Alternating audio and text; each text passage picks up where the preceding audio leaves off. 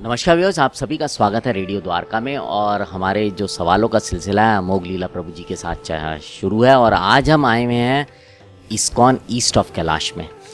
प्रभु जी, जीवन में हर आदमी एक्चुअली यही एस्पायर कर रहे हैं ज़्यादातर लोग कि संतोष और शांति कैसे पाएं।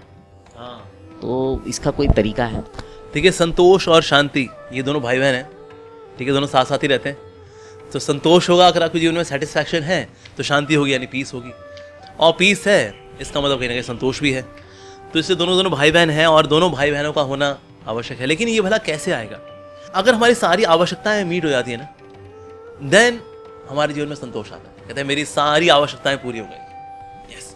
अच्छा, तो हमारी कौन कौन सी आवश्यकताएं हैं? सो मैस्लोज नीड्स हायरार्की, इसके ऊपर हमने पहले भी कभी चर्चा की हुई है। हमारी भौतिक आवश्यकताएं भी हैं, शारीरिक आवश्यकताएं। अच्छा खाना, अच्छा सोना ज़रूरी है। अगर आप नहीं करेंगे, आप बेचैन नहीं, यार नींद पूरी नहीं हुई, तड़पते रह जाओगे। अच्छा खाना नहीं मिला, भूख से तड़प रहे हो आप, संतोष शांति दोनों भाग जाएंगे आपसे। तो इसीलिए एक सिक्योरिटी हो जहाँ आप रहते हैं, तो वहाँ पर ऐसा नहीं कि कभी भी आके कोई दंगा फसाद करता है। तो एक सोशल लेवल पे भी एक आपको सिक्योरिटी है। तो ये आपकी फिजिकल नीड्स में आता है। इसकी फिर और ऊपर जो आती हैं वो आती हैं आपकी सोशल नीड्स।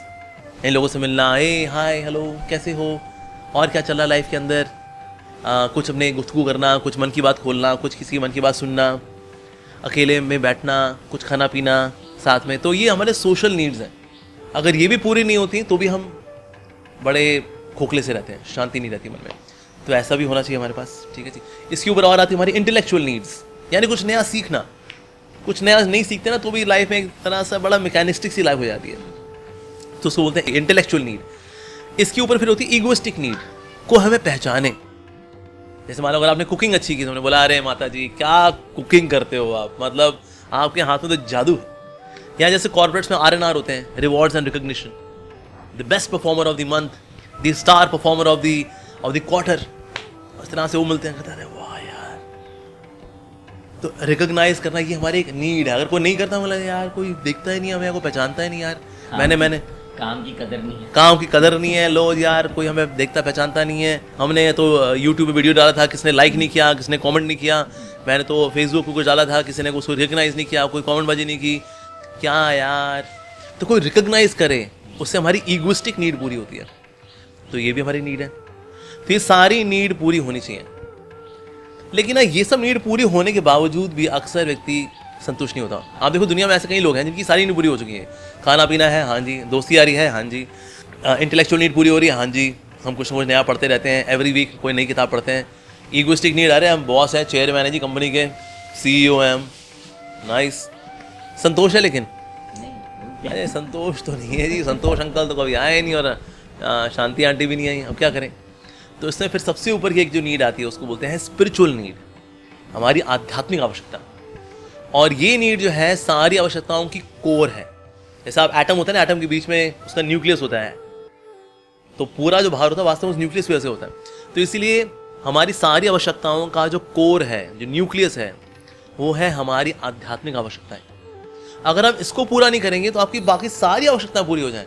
ये आवश्यकता पूरी नहीं हुई ना, जिंदगी में ना कुछ रहता है यार, पता नहीं कुछ कमी है यार, कुछ कमी है। फिर लोग बाहर जाते हैं, फिर सिगरेट फूक करते हैं। यार क्यों, तेरी लाइफ में सब कुछ है, फिर क्यों पी रहा है? पता नहीं यार, मजा नहीं है लाइफ के अंदर यार, सेटिस्फैक्शन नहीं है।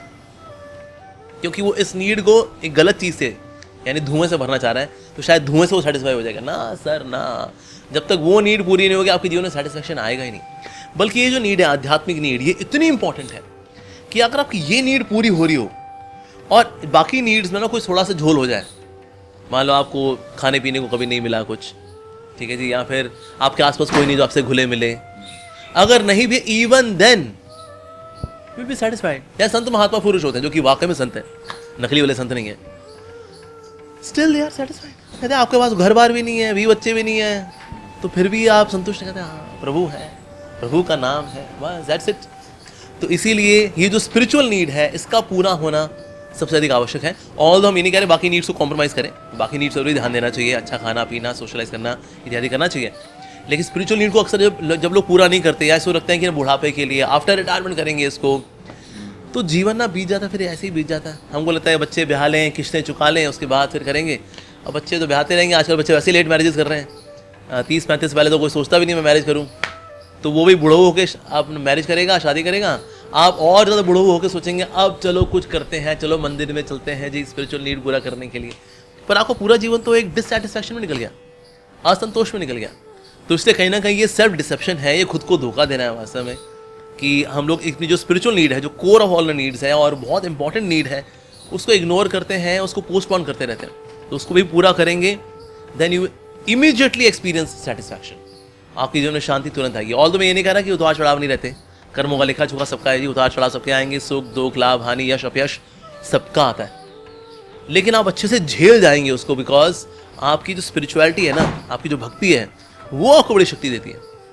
तो इसीलिए इस नीड को पूरा करें, बाकी आवश्यकताओं को पूरा करें, and in this way you can experience shanti and santosh, दोनों भाई बहन आ जाएंगे आपके जीवन में। बहुत बहुत धन्यवाद प्रभु जी। उम्मीद करता हूँ आप समझ गए होंगे कि संतोष और शांति जीवन में लाने का क्या उपाय है। आपको कुछ छोड़ना नहीं है, सब कुछ करते रहिए, लेकिन कुछ ऐड करना है, वो अगर आप ऐड कर लेंगे तो आपको उससे लाभ होगा। बहुत धन्यवाद प्रभु जी एक बार फिर आपका। सो लेते हैं, जुड़े रहें रेडियो द्वारका के साथ।